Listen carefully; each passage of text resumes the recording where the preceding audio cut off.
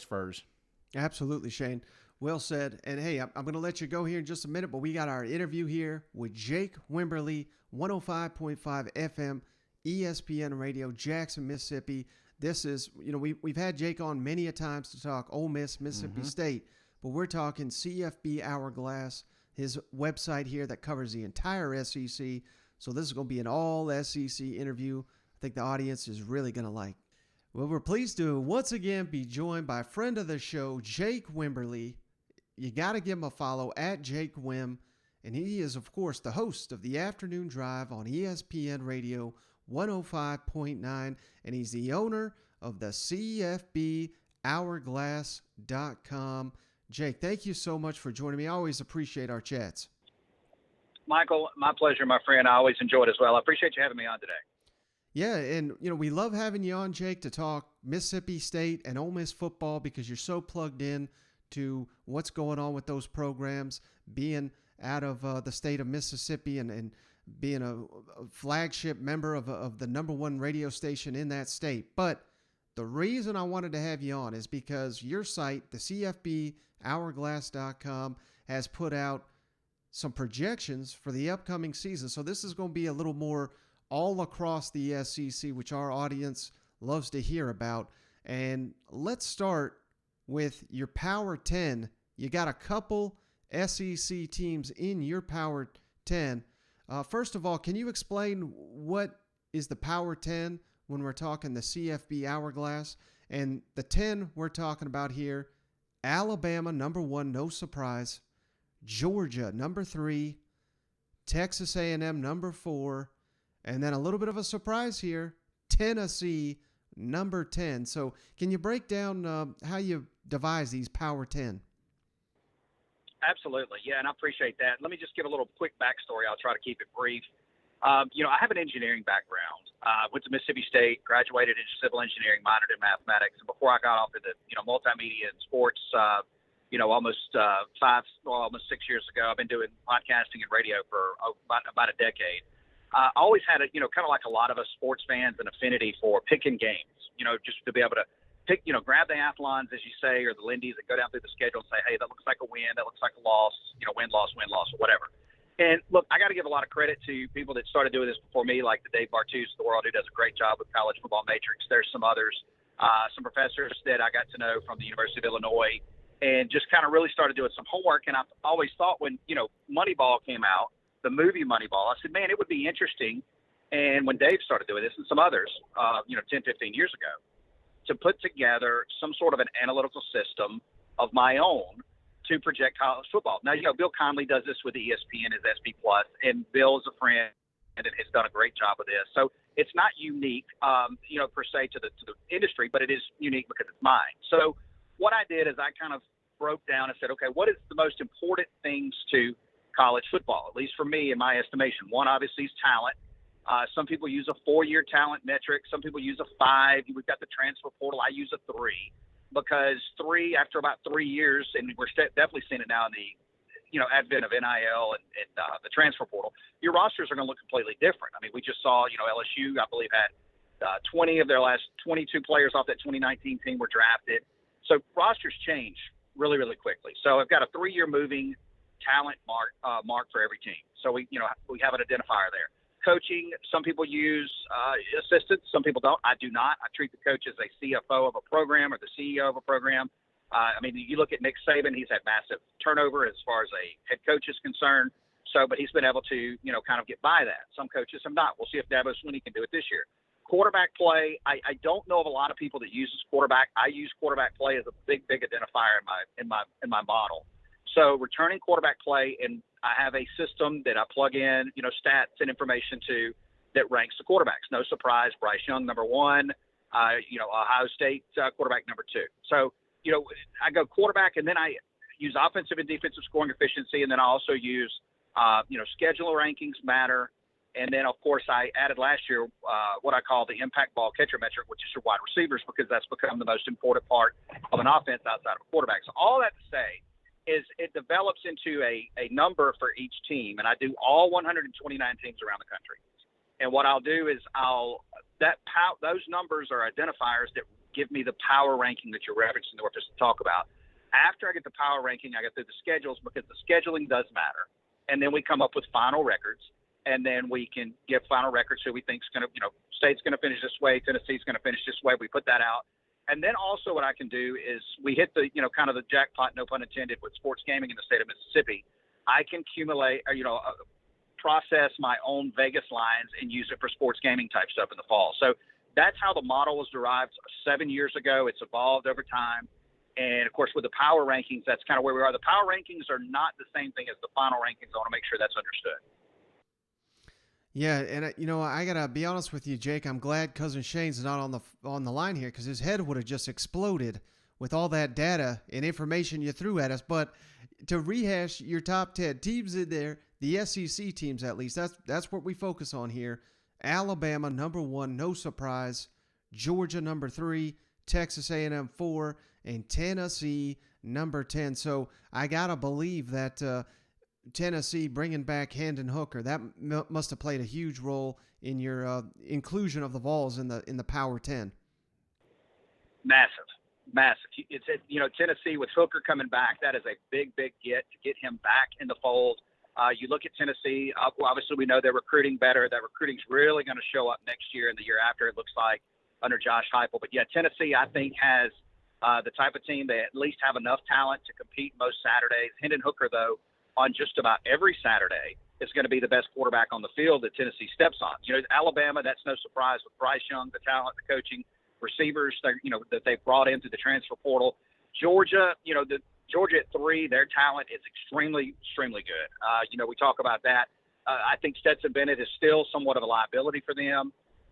So you talk about Texas A&M, their recruiting has moved them up. Jimbo Fisher, he still populates well on the coaching rankings. But, yes, Tennessee with Hendon Hooker, I like Tennessee. I've got them winning 10 ball games this year. I think this could be a very good year for Tennessee. The CFB Hourglass has got SEC teams with having the talent to win the national championship this fall. No surprise, Alabama, Georgia, that's assumed. Texas A&M, I think the way they're recruiting, you can just factor them in right there, basically right along with those two. But you got LSU, Tennessee, and Florida. We just hit on Tennessee. Was it a surprise to you that LSU and Florida, based on your model, has the talent to win the national championship? Yeah, it did. And again, if you have a model that you agree with everything on, it's probably a bad model. So you're going to look at some stuff and go, wow, that doesn't even look right. So did I do something wrong? Why does it look that way? Let's take LSU first. When you look at LSU, a lot of attrition, but Brian Kelly has been able to stock the cupboard nicely. He's done a great job going to the transfer portal, picking up players that's going to, make a difference on this team. And then you got to look at Brian Kelly as a coach. I mean, Brian Kelly as a coach, I have him as my 3rd best coach in the SEC this year. His profile, especially over the last 3 years, what he's been, the way he was able to elevate Notre Dame, you would have to think that he's going to do that. And look, Jaden Daniels is not, going to be, a top-tier quarterback in the SEC. I think he likely gets that job. I talked with Billy Embody, 247 Sports, today on my show, and he was talking about Jaden Daniels. Looks like he could possibly be the leader, but just a little bit over Miles Brennan. But, yeah, so when you look at LSU and you look at the talent coming back and the talent that they've added, they do have enough talent, at least in theory, to make the college football playoff. The problem is they play in the SEC West with Alabama and the schedule. Same way with Florida. Florida returns a lot of talent. Billy Napier has gotten some transfers in. He's got a quarterback that, at least if he stays healthy, could end up being a really, really good quarterback in the SEC. And Napier himself is a really good coach. Now, he hasn't coached on the Power 5 level, but he has shown what he can do as a Group of 5 coach down there at Louisiana Lafayette. And let's not forget, Brian Kelly started out in the Group of 5 as well. So, in theory, they do have enough talent if they were playing in another conference probably to punch that ticket. It just so happens they play in the SEC. Right, and here I'm just looking at the other teams, Jake. Tennessee, LSU, A&M, Georgia. Florida's got to play all of them this year. So, man, no breaks given old Billy Napier year 1 down there in Gainesville. But the CFB Hourglass has also got a couple of SEC teams with enough talent to make a playoff run. And a couple of these are interesting, Jake, so I want to get your thoughts on it. Auburn you got, Kentucky, Mississippi State, Ole Miss, Arkansas, and I think the biggest surprise here, Missouri. Which one of those was the biggest surprise to you? Probably Missouri when you look at it. I mean, look, Missouri, they've done a nice job. It just, again, they're the fourth or fifth most talented team in the SEC East. And if you took, say, for instance, Mississippi State and Ole Miss, if the numbers, and again, this is all in theory, if you took Mississippi State and Ole Miss, for instance, and you put them in the Big 12, odds are they would have a really good shot of winning those leagues. If you took, a team like Kentucky, I mean, who brings back Will Levis, who's already populating on, a lot of NFL draft boards in the first round next year.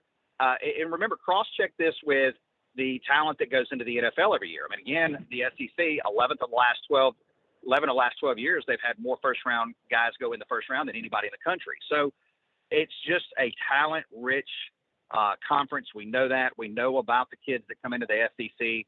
So it's no surprise that they move into that buffer, that zone, shall we say, that second tier of talent, because they're all recruiting inside the mid-20s annually. They're all bringing in transfer kids that are going to make an impact. It just so happens, again, that they have to all play each other.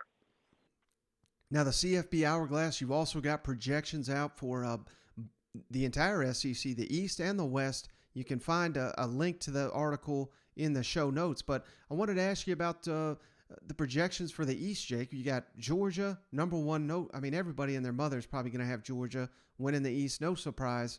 We've already hit on Tennessee, got them as a 10-win ball club. But these next three, Jake, Kentucky, Florida, South Carolina, that's the order. The CFB Hourglass has got it. With all those teams, again, Kentucky, Florida, and South Carolina, all having a projected 4-4 conference record. I mean, we're talking a razor-thin margin it's got to be, even in your model, between those three. It is a razor thin. There's no doubt about it. And, when I go through and I crank out the schedules, I highlight, and I'll get to team previews here coming up in the next week or two where we'll start rolling out, and you'll be able to see game-by-game projections. And I always highlight what I call, basically the one-possession ball games. And what you're going to see is typically Kentucky, Florida, Mississippi State, Arkansas, the middle of the pack of the SEC. They're going to play those one-possession ball games. I mean, Arkansas did it at Ole Miss last year. Mississippi State did it against LSU. You can go down the line and find them. But I like this Kentucky team. It's a well-built Kentucky team. Mark Stoops has done a phenomenal job. He's one of the better coaches in the league. They've got a quarterback that comes back in Levis that is going to be a game changer, so to speak, on a lot of Saturdays for Kentucky. It's just when you start looking at the scheduling, and I always look at, hey, who a team plays prior to this week and who they play after, because it does matter. When you start talking about a team like Kentucky that shows up in the middle of the pack in the talent metric there on the list, if they're beating, banging heads with a team that's more talented the week prior, they play a team that's equally as talented this week and then a more talented team next week, odds are they're probably going to lose two of those three ball games. It's, Jackie Sherrill used to have a saying at Mississippi State. He said, we can really only motivate these guys about 3 times a year, for the big rivalry games, the opening game, and one in the middle. And the rest of the time, it's going to take those guys, self-motivation, team leaders and that kind of stuff. So it's really hard to get these teams up for every week. And the good coaches can really do it. But I do like Kentucky. And then Florida is an interesting dynamic. They open up with Utah this year. That's going to be, a really, really big ball game for both programs.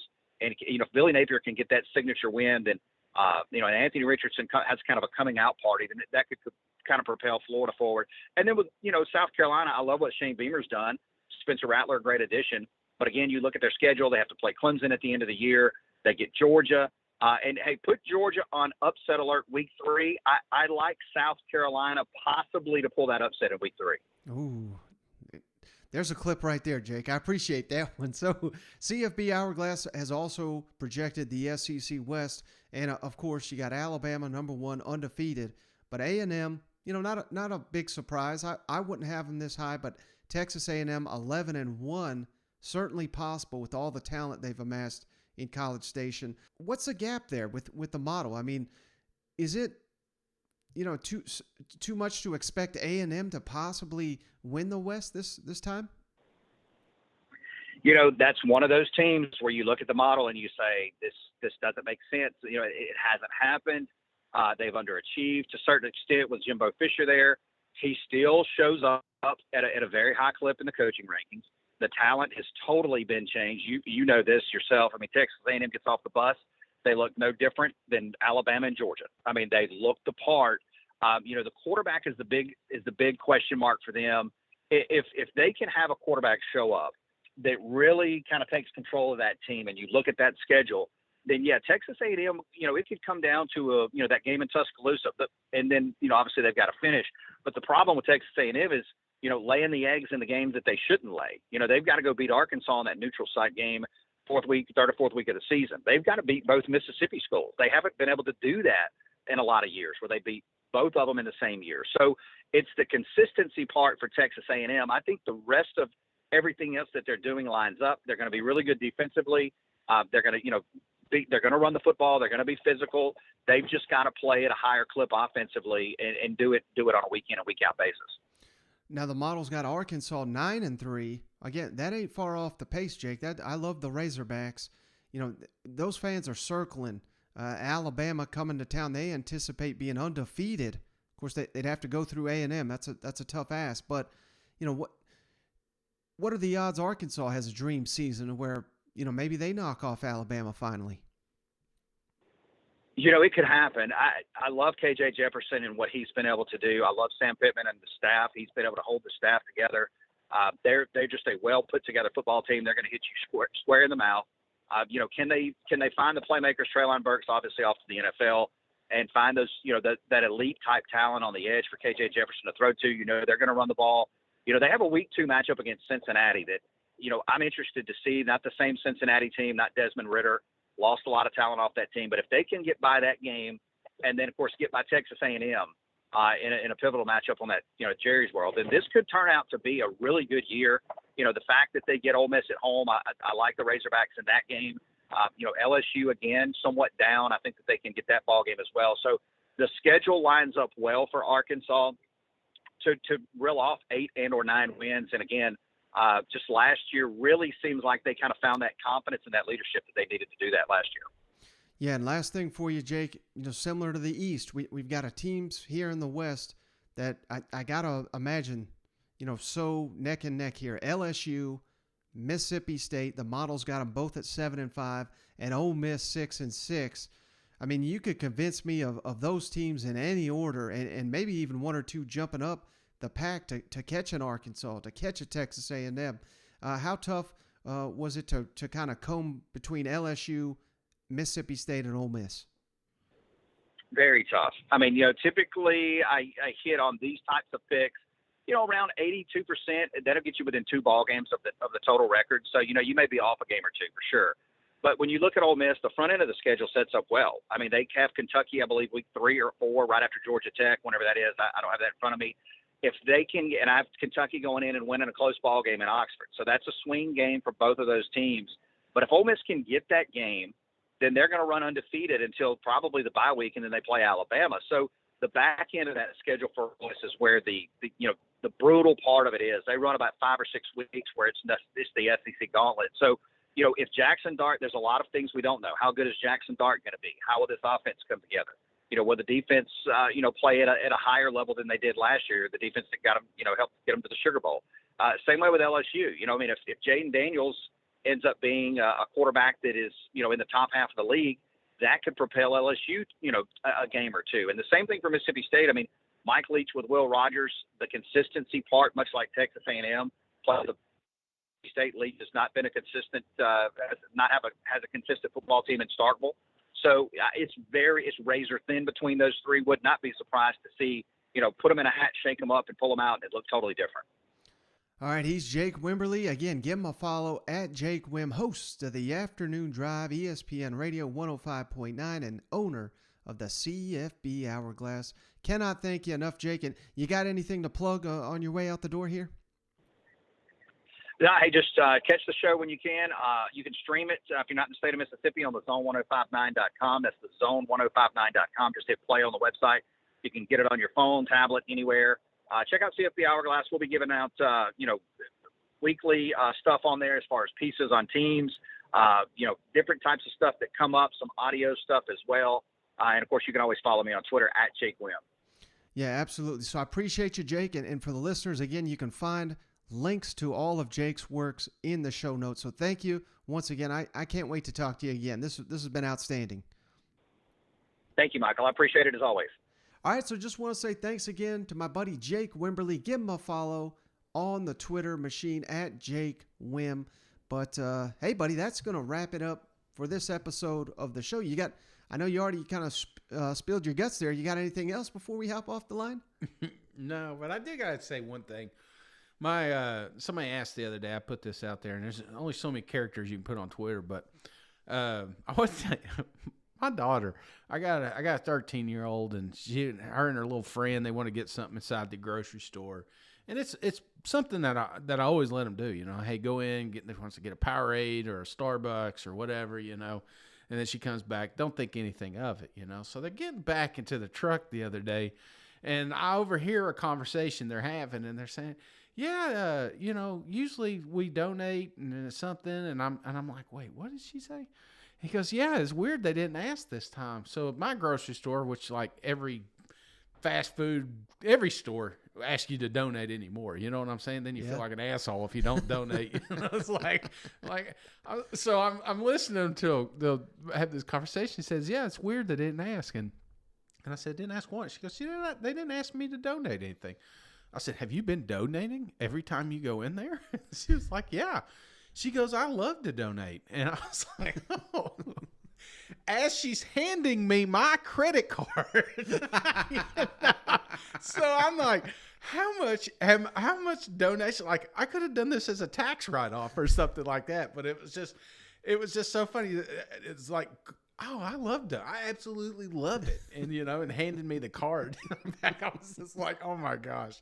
Why don't you donate your money then? But anyway, I just thought about that. So be sure to donate to somebody special today, Mike, if you got one out there. Round it up, whatever it is. But I put that on Twitter, and somebody was asking for the full story, and that was it, man. My little donator back here. You just never know what you're going to get with Cousin Shane. But that's a perfect place to end this one.